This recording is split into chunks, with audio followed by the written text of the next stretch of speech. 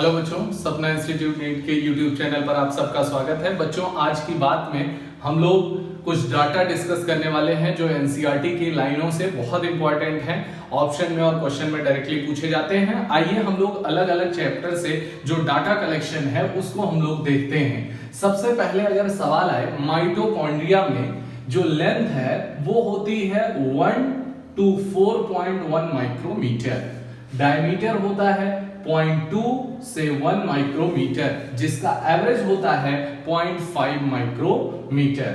Next है chloroplast का जो नंबर है वो 1 से लेके 20 से 40 तक हो सकता है। एक जो है वो क्लेमाइडोमोनास के अंदर भी देख सकते हैं आप, और 20 से 40 क्लोरोप्लास्ट का नंबर जो है वो आप बड़ी आसानी से मीजोफिल के अंदर लीव्स में देख सकते हैं। जबकि इसकी लेंथ जो होती है वो 5 से 10 माइक्रोमीटर होती है, और इसकी जो विड्थ होती है वो 2 से 4 माइक्रोमीटर होती है। नेक्स्ट है कि हमारे जो यूकैरियोटिक सेल के अंदर न्यूक्लियस है उसके आउटर और इनर न्यूक्लियर मेम्ब्रेन के बीच के जो स्पेस को बोलते हैं पेरी न्यूक्लियर स्पेस, उसका क्या माप होता है? तो 10 to 50 नैनोमीटर, 10 से 50 नैनोमीटर ये होता है। अब नेक्स्ट आ रहा है बेटा, बहुत बार सवाल पूछा गया है कि यूकैरियोट के अंदर अरेंजमेंट सीलिया में माइक्रोट्यूब्यूल्स का कैसा होता है और फ्लैजेला में कैसा होता है। तो इन दोनों के अंदर 9+2 अरेंजमेंट पाया जाता है, जबकि बेसल बॉडी, सेंट्रियोल या सेंट्रोसोम के अंदर 9+0 अरेंजमेंट पाया जाता है। अगर हम बात करें ह्यूमन डीएनए के लेंथ की, तो आप सबको मालूम है या तो 2 मीटर या फिर 2.2 मीटर। अगर अप्रोक्सीमेशन में जाए तो 2 मीटर, एग्जैक्ट में जाए तो 2.2 metre. Number of chromosome human में कितने हैं? 23 पेयर, और फॉर टोटल 46। बच्चों, ये बेहद आसान आपको लग सकता है, आसान सवाल ही आते हैं नीट के अंदर, और नीट 2021 में भी आसान ही सवाल आएंगे, लेकिन उस समय आपसे गलती ना हो इसके लिए हर एक चीज को इक्वल वेटेज देके अच्छे से आपको पढ़ते चलना है। Turn off accent in each step of DNA, DNA के ईच टर्न में जो एसेंट है वो कितने डिग्री का आता है?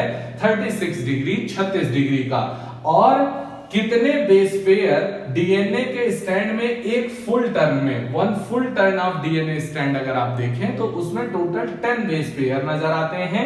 जबकि डीएनए हेलिक्स की अगर पिच आप मापें तो वहां पर 34 एंगस्ट्रॉम या फिर 3.4 नैनोमीटर आता है, और पर बेस पेयर जो राइजिंग होती है वो 3.4 एंगस्ट्रॉम या 0.34 नैनोमीटर होती है।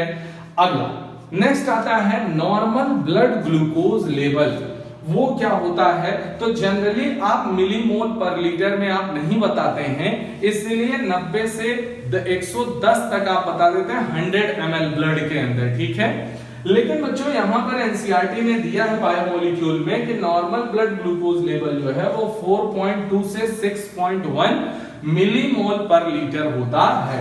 और अगला है कि एंजाइम किस टेम्परेचर पर डीनेचर हो जाते हैं? तो मोर देन 40 डिग्री सेल्सियस। और कई सारे ऐसे एंजाइम जो थर्मोफिलिक ऑर्गेनिज्म से आइसोलेट किए जाते हैं, जो ऑलरेडी हाई टेम्परेचर पर रह रहे हैं मोर देन 100 डिग्री सेल्सियस पे, उनके एंजाइम्स थर्मोस्टेबल एंजाइम होते हैं और वो नॉर्मल रहते हैं, 80 से 90 डिग्री सेल्सियस तक आसानी से काम कर जाते हैं। आगे, ह्यूमन सेल कितनी देर में डिवाइड करती है? 24 घंटे में। ईस्ट की सेल कितने मिनट में डिवाइड करती है? 90 मिनट या फिर 1.5 घंटे में।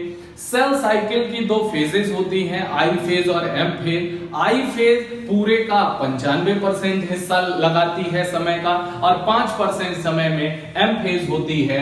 अगर 24 घंटे ह्यूमन सेल डिवाइड होने के लिए लेती है तो 24 में से 23 घंटे 23 आवर्स आई फेज के लिए और 1 आवर, इसीलिए मोस्ट ड्रामेटिक पीरियड भी इसे कहा जाता है। नेक्स्ट आ रहा है पामिटिक एसिड के अंदर 16 कार्बन होते हैं, अरेकिडोनिक एसिड के अंदर 20 कार्बन पाए जाते हैं।